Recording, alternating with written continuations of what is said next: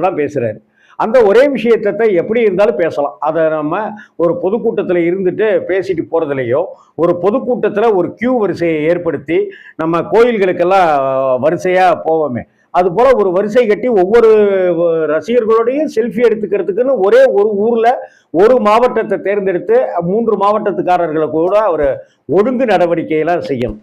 இன்னைக்கு பைபாஸ் அப்படின்னு சொல்லப்படுகிற இடத்துல கூட அந்த பக்கத்திலேருந்து வர வாகனங்கள், இந்த பக்கத்திலேருந்து போற வாகனங்கள் எல்லாமே தடைபட்டு பல இடங்கள்ல அப்படியே பிளாக் ஆகி 2 பக்கத்திலிருந்து விஜயினுடைய கூட்டமும் ரசிகர்கள் கூட்டமும் வருதுங்க.